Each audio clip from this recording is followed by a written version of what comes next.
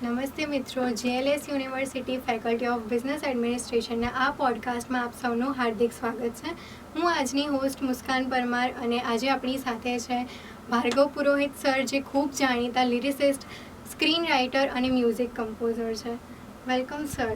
Thank you મને બોલાવવા માટે આ પોડકાસ્ટમાં. સર કેમ છો? એકદમ મજામાં. છો એકદમ મજામાં. અને સર, સૌથી પહેલાં તો તમારા જર્નીથી સ્ટાર્ટ કરીએ કે તમારી જર્ની ખૂબ ઇન્સ્પિરેશનલ છે. પ્લસ તમને હમણાં જ જીફા એવોર્ડ પણ મળ્યો છે બેસ્ટ લિરિસિસ્ટ માટે. તો એના માટે તો ફર્સ્ટ કોંગ્રેચ્યુલેશન્સ. તો તમને ક્યારે ખબર પડી કે તમારામાં આ પોટેન્શિયલ છે કે તમે લખી શકો છો સારું અને આવી રીતે એક્સપ્રેસ કરી શકો છો? હાઈસ્કૂલમાં ભણતા હોય એ ટાઈમ હોય ને, એટલે તમે ટીનેજર હોવ એ ટાઈમ જે હોય ને, ત્યારે મને થોડુંક આ બધી વસ્તુઓમાં વધારે ઇન્ટરેસ્ટ જાગ્યો હતો. એટલે મને મ્યુઝિક સાંભળતા હોઈએ તો મ્યુઝિક, કોઈ ગીત બહુ ગમ્યું તો એની બિયોન્ડ શું હોઈ શકે વસ્તુઓ, એ હું સમજવાનો ત્યારે ટ્રાય કરતો હતો કે અચ્છા, એક ગીત આપણા સુધી પહોંચે છે, બનીને આવે છે, તો એની પાછળ કેટલા લોકોની મહેનત હોઈ શકે. તો ખબર પડી કે મ્યુઝિક કમ્પોઝર હોય કે જે કમ્પોઝ કરે, ધૂન બનાવે, કોઈ ગીતકાર હોય કે જે એમાં શબ્દો ભરે છે, મ્યુઝિશિયન્સ એમાં વગાડતા હોય, સિંગર ગાતા હોય, અરેન્જર હોય તો આખું મ્યુઝિક અરેન્જ કરતા હોય. તો એ બધું ત્યારે ખબર પડવા માંડી થોડું થોડું. પછી મારો સાંભળવાનો પર્સ્પેક્ટિવ થોડો બદલાઈ ગયો કે નોર્મલી એક સોંગ આપણને બહુ ગમી રહ્યું છે ને આપણે વારે વારે એક ઇમોશનને કારણે સાંભળી રહ્યા છે, નોટ જસ્ટ દેટ કે આમાં બીજું એવું શું શું છે કે જેના તરફ મારું ધ્યાન હજી સુધી નથી ગયું, એવા કયા લેયર્સ છે. તો એવી રીતે મેં સાંભળવાનું શરૂ કર્યું અને ધીરે ધીરે મને એવું લાગ્યું કે ત્યારે હું કવિતાઓ વગેરે લખતો હતો નાનું નાનું. પણ એ કેવું હોય કે આપણે લખતા હોઈએ ને આપણી જ આજુબાજુના બે ચાર એવા મિત્રો હોય કે જે ના લખતા હોય, એટલે આપણે જે લખીએ એમને સારું જ લાગતું હોય. એટલે એવું કંઈ બહુ ત્યારે એવું મને ખબર નથી કે આ કેટલું સારું છે વગેરે, મને યાદ બી નથી કે કેવું હતું. અને પછીથી થોડું થોડું કમ્પોઝ પણ કરતો હતો. પણ ઓફકોર્સ શરૂઆતની ટ્યુન કેવી હોય કે બહુ જ આપણે જે કંઈ સાંભળેલું હોય એના રેફરન્સીસમાંથી જે બહાર આવતું હોય ને એવું ક્રિએશન હોય તમારું. એ કે બહુ ઓરિજિનલ છે એવું ના કહી શકાય. સાચી. કરતો ગયો, વધારે સમજતો ગયો આખી વસ્તુને.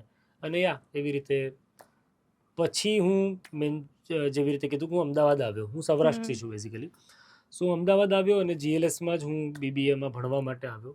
અને ત્યાં પછી એક કલ્ચરલ એક્ટિવિટીઝનો જે માહોલ મને મળ્યો, સો એને કારણે મને બહુ જ પ્રોત્સાહન મળ્યું. તો સર, તમે કોલેજની એવી કઈ પ્રવૃત્તિમાં ભાગ લેતા હતા કે જેનાથી તમને આગળ વધવામાં આટલી મદદ મળી? હું બધીમાં લેતો હતો એકચ્યુઅલી. ગાવાનું હોય તો એમાં લેતો હતો. પછી પાદપુરતી જે યુથ ફેસ્ટિવલમાં ચાલે છે, એટલે કે પોએટ્રી લખવાની જે પેલી છે, એમાં લેતો હતો. નાટકો અમે લોકોએ બહુ કર્યા એ ટાઈમે. શરૂઆતમાં નાટકોના ભાગ બન્યા, પછી સ્કિટ હું પોતે લખીને ડિરેક્ટ એક બે વાર કરી હોય એવું બી બન્યું છે. એટલે જેટલું જેટલું મને કરવાની મજા આવી એ બધું જ મેં કર્યું છે અને બધું મને કરવા મળ્યું પણ છે કોલેજમાં. અને સર, તમે ગ્રેજ્યુએશન પછી રેડિયો સ્ટેશન જોઈન કર્યું હતું, તો એનો એક્સપિરિયન્સ કેવો હતો? સ્ટેશન જોઈન કરવાનો એક્સપિરિયન્સ બહુ જ સરસ હતો. ઇનફેક્ટ અમદાવાદમાં ત્યારે એફએમ રેડિયોના શરૂઆતનો દોર હતો. એટલે મેં રેડિયો જોઈન કર્યું 2007માં. એના થોડા વર્ષોથી અમદાવાદમાં રેડિયો આવી ગયું હતું, પણ રેડિયો લાઈક લોકોના જીવનનો બહુ મોટો ભાગ બની ગયું હતું ત્યારે. કે લોકો સવારે ઉઠીને તરત રેડિયો શરૂ કરે, ડ્રાઈવ કરતા હોય ત્યારે રેડિયો, કોઈ પણ જગ્યાએ જ્યાં રેડિયો વાગતો લોકો રેગ્યુલરલી સાંભળતા. તો એક રેડિયોમાં કામ કરવાનું ઈચ્છા તો હોય જ, પણ હું એ બહુ ક્લિયર હતો કે રેડિયોમાં જઈને પણ મારે એડવર્ટાઇઝિંગમાં રહેવું છે. કારણ કે રેડિયોમાં જવું એની પણ પહેલાં મને ક્લેરિટી એ હતી, બીબીએ કરતો હતો ત્યારે, કે મારે એડવર્ટાઇઝિંગમાં જવું છે ને એમાં પણ લખવું છે, ક્રિએટિવ કામ કરવું છે. કારણ કે લખવાનું તો મેં કીધું એ પ્રમાણે પહેલેથી શોખ હતો, પણ આ એક આર્ટ એવી લાગી મને કે જેમાં ટૂંકામાં ઘણું તમારે કહેવું પડતું હોય છે. અને રાઇટિંગ ફોર એડવર્ટાઇઝિંગને હું બહુ એ રીતે રિસ્પોન્સિબલ આર્ટ પણ ગણું છું. નોટ કે બીજી કોઈ આર્ટ ફોર્મ ઇરરિસ્પોન્સિબલ છે એ સેન્સમાં નહીં. રિસ્પોન્સિબલ એઝ ઇન કે એના પર કોઈક એક પ્રોડક્ટને વેચવાનું જવાબદારી છે. તમે જે કંઈ લખશો એનાથી જસ્ટ લોકોને સારું લાગ્યું એટલું પૂરતું નથી, એનાથી કામ પણ થવું જોઈએ. સેલ્સ, બ્રાન્ડિંગ, જે કોઈ એનો પર્પઝ હોય એ સોલ્વ થવો જોઈએ. સો એમાં મને બહુ જ રસ પડતો હતો. અને હું ઓલરેડી કોલેજમાં હતો ત્યારે લોકલ એડવર્ટાઇઝિંગ એજન્સીઝ માટે હું થોડુંક લખતો હતો, કોપી રાઇટિંગ કરતો હતો. સો મને બહુ ક્લિયર હતું કે રેડિયોમાં જઈશ તો પણ મારે એ સાઈડ જવું છે, કે ક્યારેય એ સાઈડ નથી જવું કે ભાઈ રેડિયો પર બોલવા માટે. મારી બહુ ક્લેરિટી હતી. તો રેડિયોમાં કામ કરવાનો એક્સપિરિયન્સ બહુ જ સારો રહ્યો. અને radio in a way challenging medium છે. કઈ રીતે કે ખાલી ઓડિયો છે, ઓડિયો વિઝ્યુઅલ નથી. કરેક્ટ. ટીવી છે, ઓડિયો વિઝ્યુઅલ છે. લાઈક પ્રિન્ટ છે, વિઝ્યુઅલ છે, એમાં ઓડિયો નથી. પણ રેડિયો ખાલી ઓડિયો છે. બટ જે વિઝ્યુઅલ છે એ તમારા માઇન્ડમાં આવે છે સાંભળતી વખતે. સાંભળનારના માઇન્ડમાં વિઝ્યુઅલ તો આવે જ છે, દરેકના પોતપોતાના. ભલે એક ઓડિયોનું કામ એ છે કે તમારી અંદર વિઝ્યુઅલ જન્માવે, જેથી કરીને તમને ઓડિયો વિઝ્યુઅલ એક્સપિરિયન્સ સાંભળતી વખતે મળે. સો ખાલી ઓડિયો સાથે કેવી રીતે કામ લેવું અને એક પિક્ચરેસ્ક ઇમેજીસ કેવી રીતે ક્રિએટ કરવી જસ્ટ યુઝિંગ ધી ઓડિયો, તો એવું મને ત્યારે શીખવા મળ્યું, સમજાયું ઘણું બધું કરીને. એડવર્ટાઇઝિંગની વાત કરી તો એ ક્ષેત્રમાં પણ તમે ઘણું બધું લખતા હતા અને કંપનીઝ માટે, તો એ સમયે બી તમને ઘણી બધી ઓફર્સ મળતી હતી એડવર્ટાઇઝમેન્ટ લખવા માટે, તો એ ટાઈમનો એક્સપિરિયન્સ કેવો હતો તમારો? હું બહુ એન્જોય કરતો હતો, મને બહુ જ મજા આવતી હતી એ કરવાની. કારણ કે નવી કોઈક બ્રીફ મળે, નવું કંઈક વિચારવા મળે તો મને બહુ મજા આવતી હતી. ઇનફેક્ટ શરૂઆતના દિવસો એવા હોય કે રોજે રોજ તમારી પાસે કરવા માટે કંઈ કામ હોય એવું જરૂરી નથી. સો હું મારી જાતે બ્રીફ બનાવતો કે વોટ ઇફ આ પ્રોડક્ટ હોય ને મારે આનું કરવાનું હોય કામ, તો હું મારા મનમાં ને મનમાં બનાવતો અને ખાલી ટાઈમમાં બેસીને એની રેડિયો એડ હોય તો કેવી હોય, એની ટીવીસી હોય તો કેવી હોય, એનું જિંગલ હોય તો કેવું હોય, એ બધું હું મારું. તો આઈ થિંક એ પ્રેક્ટિસ મને બહુ કામ લાગી કે જ્યારે મારી પાસે કામ આવ્યું ત્યારે હું પ્રિપેર્ડ હતો એના માટે, કે ત્યારે મને વાર ના લાગી ડિલિવર કરતા અને સારું ડિલિવર કરતા. તો એમાં તમને કોઈ ચેલેન્જીસ એવા ફેસ કરવા પડ્યા હોય કે વર્કલોડ હોય વધારે, જેમ તમે ઇન્ટરવ્યુમાં કીધું હતું કે એક દિવસમાં 40-50 એડ લખવા માટે, તો શું ચેલેન્જીસ એવા ફેસ કરવા પડ્યા? એટલે એવી જે મેં કીધું, એ જે ઇન્ટરવ્યુમાં તમે સાંભળ્યું એ જ વાત છે કે એવી ચેલેન્જીસ ક્યારેક આવે. કેવું થાય કે જેમ કે આઈ થિંક 15th ઓગસ્ટ જેવો દિવસ હતો, હું રેડિયોમાં કામ કરતો. હવે 15th ઓગસ્ટ કે કોઈ પણ તહેવારો આવતા હોય ત્યારે રેડિયો પર પ્રમોશન વધી જાય. પ્રમોશન એઝ ઇન બહુ બધા ક્લાયન્ટ્સને પોતાનું એડ્સ વગાડવી હોય, તો ત્યારે બહુ બધા માટે બનાવવાનું થાય તમારે. હવે ઓફકોર્સ થીમ ફ્રીડમ, ઇન્ડિપેન્ડન્સ આ જ છે. તો તમે દરેક પ્રોડક્ટને કેટલી વાર ફ્રીડમ સાથે સાંકળો, કેટલી અલગ અલગ રીતે કરો. સો એનું એક ફટીગ આવે, એનું એક સેચ્યુરેશન આવે, બટ તમારે કરવું પડે. સો અને બધાને પાછા ઓપ્શન્સ આપવાના હોય. સો એવા દિવસો પણ આવે ને ત્યારે બહુ ચેલેન્જિંગ લાગે, પણ એ કામ પત્યા પછી આપણને એક રિયલાઇઝેશન પણ આવે કે યાર આ બહુ ટફ હતું પણ આપણે કરી લીધું. સર, ગુજરાતી ઇન્ડસ્ટ્રીમાં તમે પહેલી ઓપોર્ચ્યુનિટી મળી ત્યારે કેવો એક્સપિરિયન્સ હતો અને કયા સંઘર્ષો ફેસ કરવા પડ્યા તમારે? પહેલી ફિલ્મ જેનું મેં મ્યુઝિક કર્યું અને મેં લિરિક્સ લખ્યા એ હતી 2015માં, Premji rise of a warrior. હવે એનો કિસ્સો એવો છે કે એ જેણે ફિલ્મ ડિરેક્ટ કરી એ વિજય પણ મારો બહુ ખાસ મિત્ર. જેવી રીતે હું સૌરાષ્ટ્રથી અહીંયા કોલેજમાં ભણવા માટે અમદાવાદ આવ્યો હતો, એવી રીતે વિજય મહેસાણા બાજુથી અહીંયા આવ્યો હતો અને અમે બંને હોસ્ટેલમાં સાથે થઈ ગયા હતા, અલગ અલગ કોલેજીસમાં હતા. સો એણે જ્યારે આ ફિલ્મ બનાવી ત્યારે એનો એવો આગ્રહ હતો કે મ્યુઝિકને લિરિક્સને અમે સંભાળીએ. તો ત્યારે એવું બહુ આમ રેડી નહોતા ને એવું ખબર નથી, કારણ કે ત્યાં સુધી કોઈ દિવસ આપણે ફિલ્મનું કામ ન કર્યું હોય. કર્યું, નાના મોટા નાટકોનું સંગીત કર્યું હતું, જિંગલ્સ કર્યા હોય, સોંગ્સ કર્યા હોય અમુક, પણ એના માટે રેડી નહોતા. પણ એ જ વિચારે કે વિજયે પણ એવું કીધું કે મારી પણ આ પહેલી ફિલ્મ છે. હા, ઓકે, તો આપણી પણ આ પહેલી ફિલ્મ છે. એવું કરીને કર્યું ને સરસ રિએક્શન રહ્યું. એના મ્યુઝિક પર ઘણું અપ્રિશિએશન મળ્યું. ઇનફેક્ટ ફર્સ્ટ જ ફિલ્મ માટે ગવર્મેન્ટના જે અવોર્ડ્સ થાય છે ગુજરાત સરકારના, તો એક બેસ્ટ મ્યુઝિક કમ્પોઝર તરીકેનો અવોર્ડ એમાં અમને મળ્યો. એક સોંગને જે મિલિંદ, અમારા મિત્ર છે કવિ મિલિંદ ગઢવી, એણે લખ્યું હતું, તો એમને પણ એના માટે અવોર્ડ મળ્યો.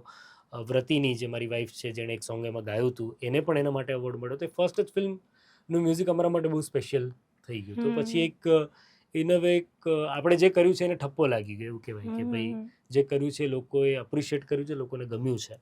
સો પછી તો જર્ની ચાલુ થઈ.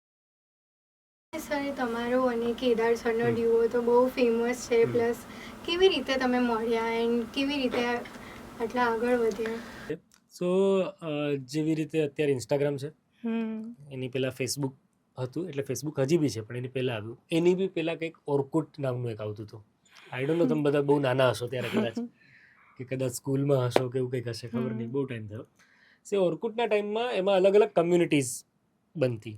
તો એમાં એક કમ્યુનિટી હતી જે ગુજરાતી મ્યુઝિકને પોએટ્રીઝ જે લોકોને પસંદ હોય એવા લોકો એ કમ્યુનિટીનો ભાગ હતા. ધબકાર નામનું એક ગ્રુપ હતું.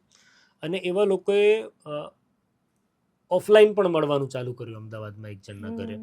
સો એમાં કેદારભાઈ અને મારો પરિચય થયો અને અમારી સરસ મિત્રતા થઈ.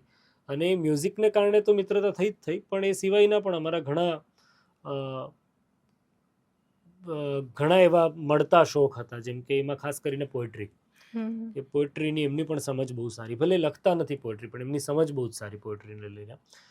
તો એ છે ને, દેટ્સ ધ રીઝન કે પોએટ્રીને કમ્પોઝ પણ બહુ સારી રીતે કરી શકે છે.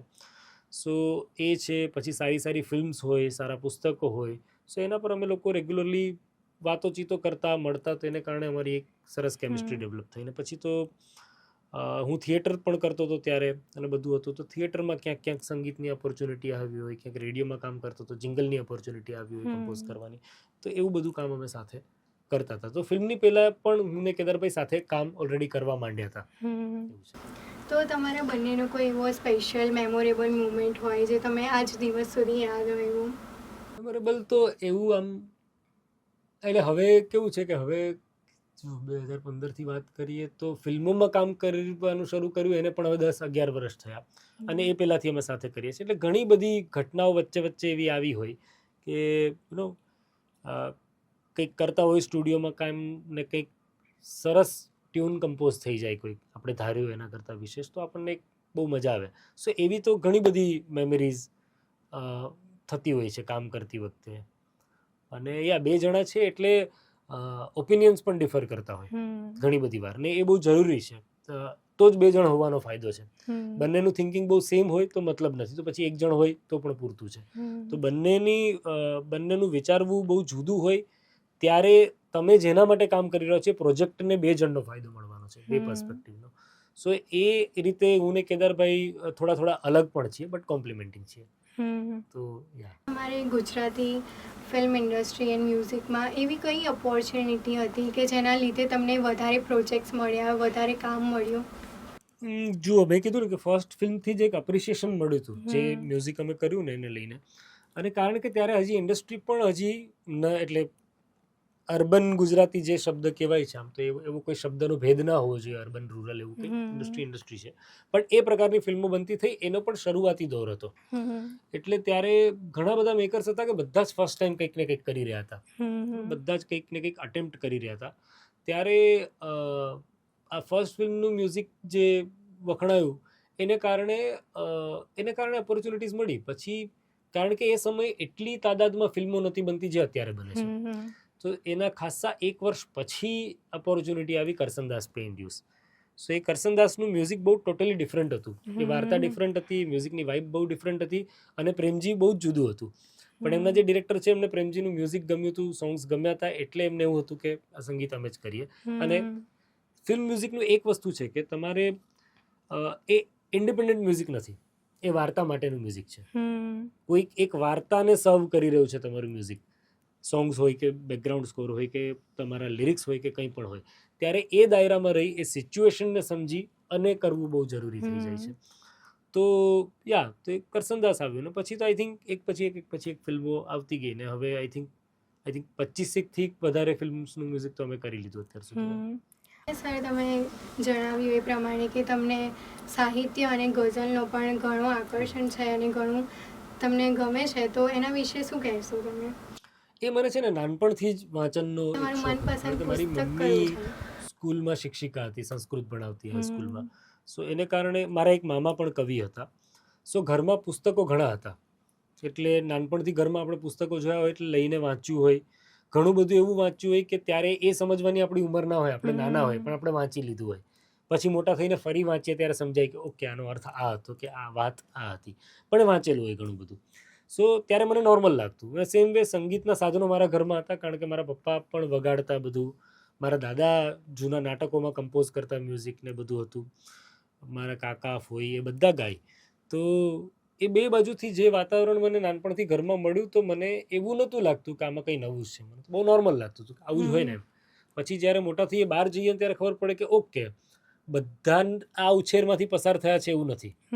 સો એવું ખબર પડે કે જ્યારે આપણને આ મળ્યું છે તો એની વેલ્યુ થોડી ફીલ થાય કે નાનપણથી આ એક મળ્યું છે, તો હવે આપણી જવાબદારી બને છે કે આપણે કલાને વધારે નિખારીએ.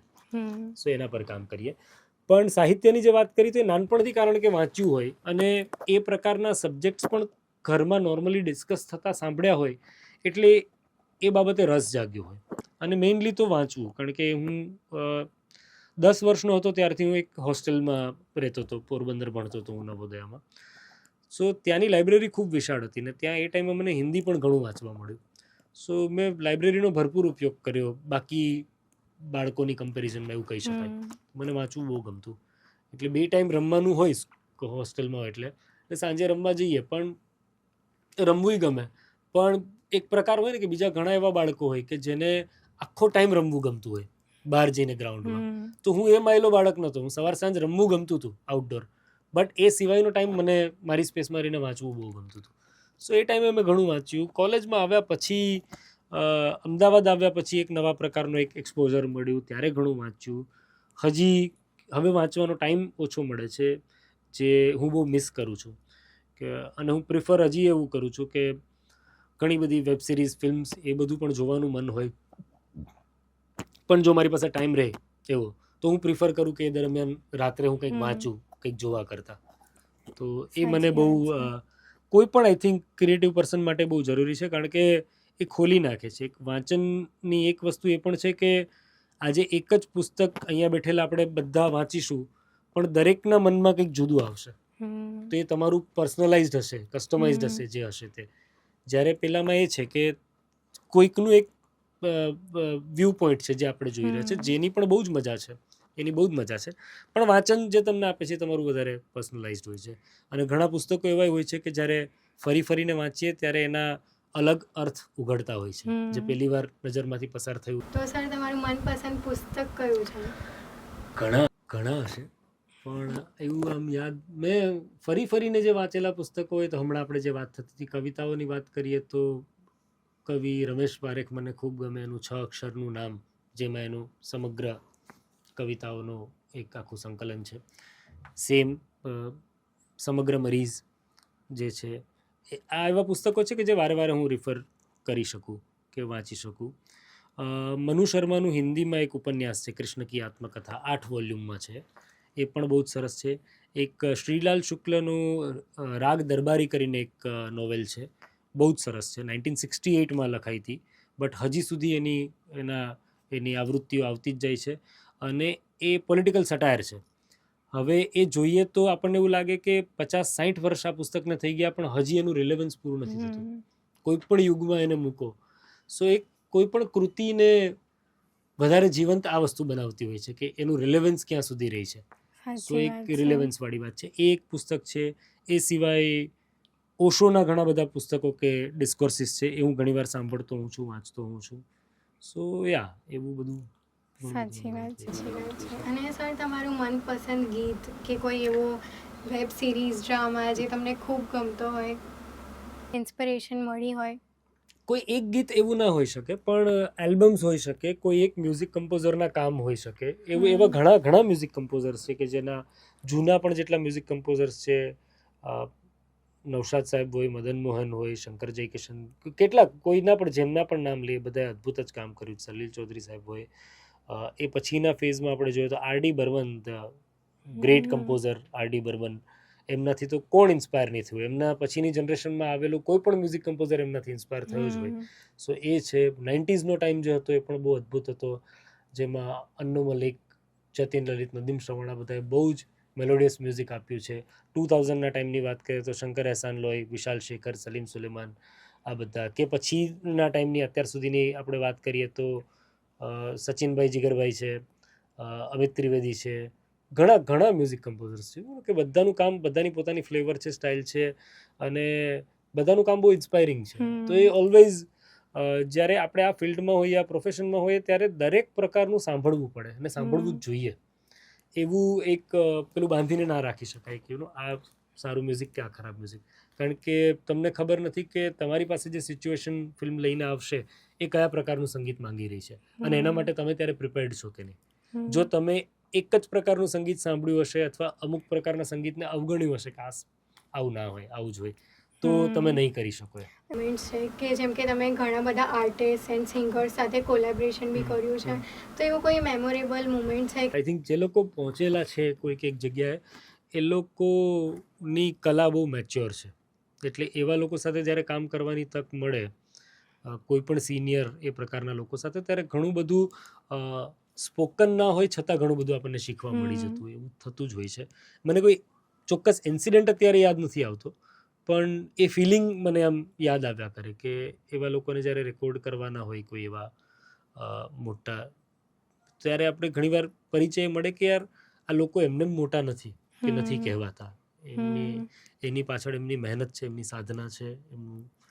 પહેલી ફિલ્મ પ્રેમજી હતી ત્યારે તમારો એક્સપિરિયન્સ તમે શેર કર્યો, તો કોઈ યંગ લિરિસિસ્ટ છે, યંગ સ્ક્રીન રાઇટર છે, મ્યુઝિક કમ્પોઝર છે, એને શું એડવાઇસ આપવા માંગશો તમે? ક્રાફ્ટની વાત કરીને કે માની લો કે તમારી પાસે ક્રિએટિવિટી તો હશે, ક્રિએટિવ તમે છો એટલે તમારે આ જે તે કામ કરવું છે, કે ભાઈ તમારે ગીતકાર બનવું છે, કે તમારે મ્યુઝિક કમ્પોઝ કરવું છે, તમારે સ્ક્રીન રાઇટિંગ કરવું છે, કંઈ પણ કરવું છે, બટ આ બધું જ અંતે ક્રાફ્ટ પણ છે. એટલે ક્રાફ્ટ શીખવું પણ બહુ જરૂરી છે. અને ક્રાફ્ટ શીખી શકાય છે, ક્રિએટિવિટી શીખી નથી શકાતી. ક્રિએટિવિટી તમારી અંદરથી હોય, પણ ક્રાફ્ટને શીખી શકાય છે ને શીખવું પણ જોઈએ. ચાહે પછી એ ગીત લખવા માટે આપણને છંદની ખબર પડવી જોઈએ.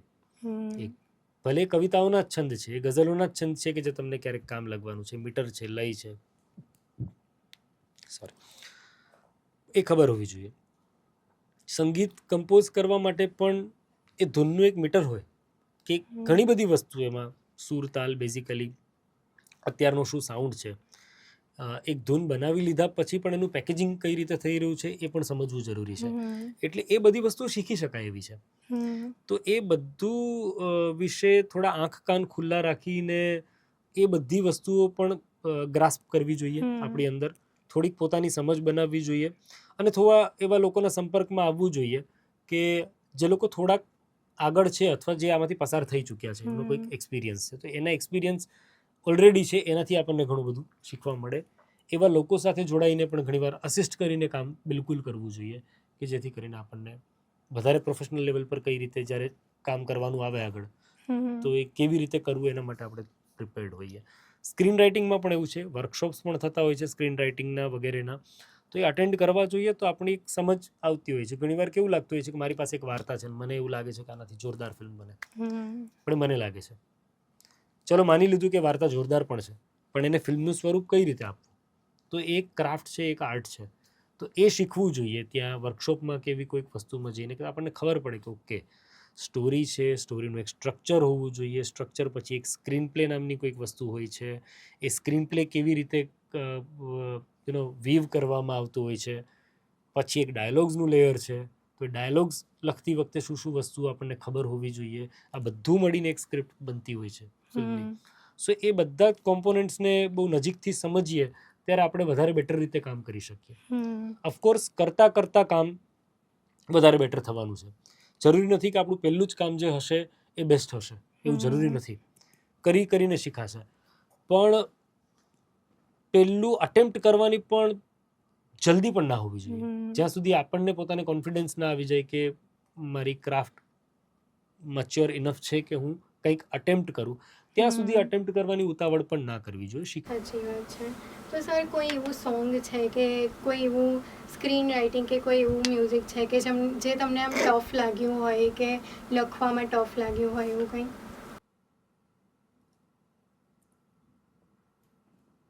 એટલે કે તમે આવી રીતે તમારું આમ માઇન્ડ એક જગ્યાએ આમ બેસીને લખો ત્યારે આમ દિમાગમાં ના આવતું હોય એવું કંઈ? એવા તો ઘણા હોય છે, હવે યાદ નથી આવતા, પણ એવા ઘણા હોય છે. ઘણીવાર એવું થાય કે કે સિંગર સ્ટુડિયોમાં ડબ કરવા આવી ગયા છે, પણ હજી સોંગનો બીજો અંતરો જ લખવાનો બાકી છે. તો એ પહેલો અંતરો ગાય છે ત્યારે હું બેસીને બીજો અંતરો લખતો હોઉં. તો આવું થયેલું છે. હું કોઈને એડવાઇસ નથી કરતો કે આવું કરવું જોઈએ, પણ આવું થઈ જતું હોય છે. એટલે એવું થતું હોય છે. તો પણ એમાં શું થાય છે કે છેલ્લી ઘડીએ પછી એવો વાંધો નથી આવ્યો ક્યારે કે છેલ્લી ઘડીએ આવ્યું એ પછી બહુ ઉતરતી કક્ષાનું આવ્યું હોય ને આપણે સમાવી લેવું હોય, બટ એમાં સ્કોપ રહે કે જો તમે પ્રિપેર્ડ છેલ્લી ઘડીએ નથી, કદાચ ના હોય, માઇન્ડસેટ ના હોય, ઘણું બધું ના હોય, તો ત્યારે પછી જે આવ્યું તમારે રાખી લેવું પડે એવું થાય. બટ ઘણીવાર શું છે કે કામ બહુ જ બધું ભેગું થઈ જાય કે જ્યારે હેક્ટિક ચાલતું હોય ત્યારે આવું થતું હોય છે. બાકી એવું કરવું ના જોઈએ. તો એવા પણ ગીતો લખવાના થાય છે.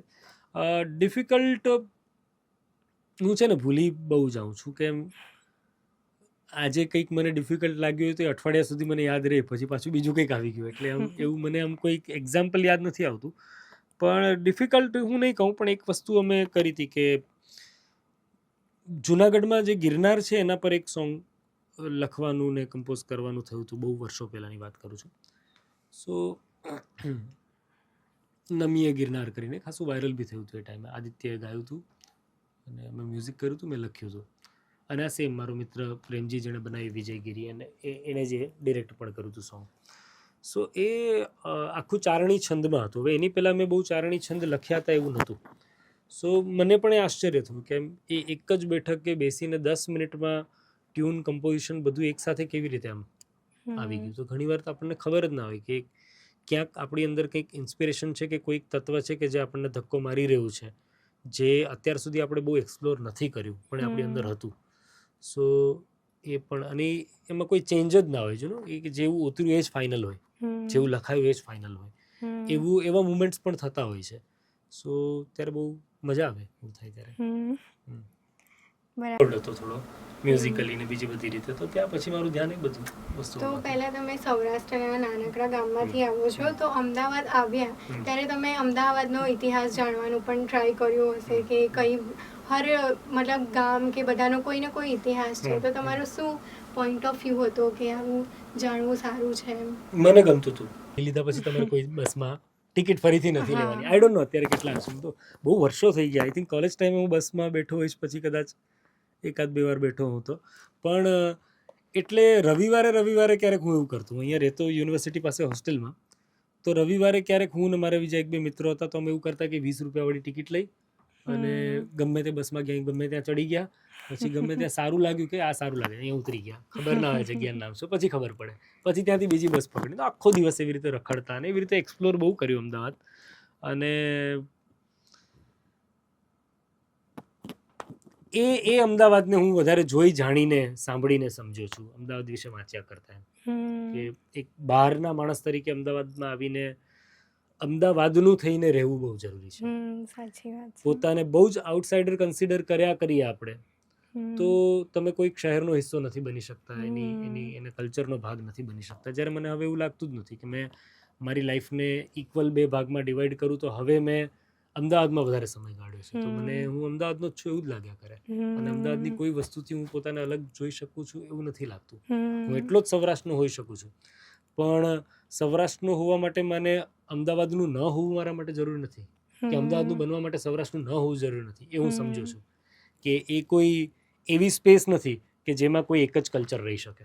તો સર, તમે મ્યુઝિક કમ્પોઝર, લિરિસિસ્ટ કે સ્ક્રીન રાઇટર ના હોત તો પછી બીજું કયું પ્રોફેશન તમે ચૂઝ કરતા? એડવર્ટાઇઝિંગમાં હોત, કોઈ એડવર્ટાઇઝિંગ એજન્સીમાં, આઈ થિંક મુંબઈ કે દિલ્હી કે ક્યાંક કામ કરતો હતો. ત્યારે પણ મારી પાસે ઓપોર્ચ્યુનિટીઝ ઘણી હતી મુંબઈને બીજે બધે કામ કરવા માટે, તો એ ફિલ્ડમાં. પણ અલ્ટિમેટલી તો હું આવું જ કંઈક કરતો હોત ક્રિએટિવિટીની સાથે. પેલું તો હું હોત, મેં કરિયર એડવર્ટાઇઝિંગમાં બનાવી હોત ને હું ક્યાંક પહોંચ્યો હોત એ રીતે. પણ પછી આ રીતે મેં નક્કી કર્યું કે આ મને વધારે કરવું ગમે છે. ઇનફેક્ટ મને એવું હતું કે મેં જ્યારે રેડિયો છોડ્યો બી, ત્યારે રેડિયો કરીને પણ મને બહુ આનંદ થયો હતો. ને રેડિયોમાં પણ ઘણી ઓપોર્ચ્યુનિટીઝ હતી કે પછી હું મુંબઈ જાઉં કે દિલ્હી જાઉં ત્યાંથી આગળ, પણ એ માધ્યમમાં મેં ઘણું કામ કરી લીધું હતું. અને પછી મને એવું હતું કે હવે હું કંઈ પણ કામ કરું, હું નોકરી નહીં કરું. એવું મને હતું હું કંઈ પણ કરું હું મારી રીતે કરીશ. પછી ભલે દિવસના 16 કલાક હું કામ કરું, પણ એ હું નક્કી કરીશ કે હું કરી રહ્યો છું. સો એવી રીતે મને એવું કોઈ જોબ જેવું નહોતું કરવું, એટલે પછી મેં. તમે સાહિત્યનો જેવી રીતે કીધું કે તમને શોખ છે, તો અમારા દર્શકોને કોઈ એવી કવિતા કે પછી કોઈ એવું ગીત સંભળાવશો? હવે છે કહું છું કે હવે ગુજરાતમાં કહેવાય એવી આ વાત નથી, મેં કદેની વાત છે આમાં, એટલે આપણે ડ્રાય સ્ટેટ છીએ, યાદ રાખજો. मैं कदे बंद करे लाख जमाने वाले, मैं कदे बंद करे लाख जमाने वाले, शहर में कम नहीं आंखों से पिलाने वाले. આવો એક શેર મને એનો યાદ આવે છે. બીજા બી ઘણા શેર છે કે કાશ મુझको भी लगा ले तू कभी सीने से, काश मुझको भी लगा ले तू कभी सीने से, मेरी तस्वीर को सीने से लगाने वाले. અને હજી કોઈ એક શેર છે, એમાં 2-3 શેર છે. अपने ऐबों पे नज़र जिनकी नहीं होती है, ऐब माने दुर्गुण, કે લિમિટેશન્સ આપણી પોતાની. તો જ્યારે આપણા દુર્ગુણો કે આપણી લિમિટેશન્સ પર આપણી નજર ના હોય ત્યારે શું થાય? તો કે अपने ऐबों पे नज़र जिनकी नहीं होती है आईना उनको दिखाते हैं ज़माने वाले. તો તમને લોકો પછી કહેશે કે ભાઈ તારામાં આટલા આટલા પ્રોબ્લેમ્સ છે, આટલી આટલી ખોટ છે. સો બેટર છે કે લોકો આપણને કહે ત્યારે બહુ ખરાબ લાગતું હોય છે આપણને, એ ન થવા દેવું હોય તો પોતાની જાત પ્રત્યે અવેર રહેવું બહુ જરૂરી છે કે આપણે આપણી જાતને ઇવેલ્યુએટ કરતા રહીએ, ચેક કરતા રહીએ. ઓવર એસ્ટિમેટ ક્યારેય ના કરીએ, અંડર એસ્ટિમેટ તો ના જ કરીએ, પણ એટલીસ્ટ ઓવર એસ્ટિમેટ બી ના કરીએ આપણી જાતને. અને કોન્સ્ટન્ટલી એક સેલ્ફ ચેક રહેતો રહે આપણી જાત સાથે, એ બહુ જરૂરી છે. Yeah thank you so much Thank you. Sir, તમારી જર્ની શેર કરવા અને તમારા એક્સપિરિયન્સીસ પણ શેર કરવા. અમને ઘણું બધું શીખવા મળ્યું. Thank you.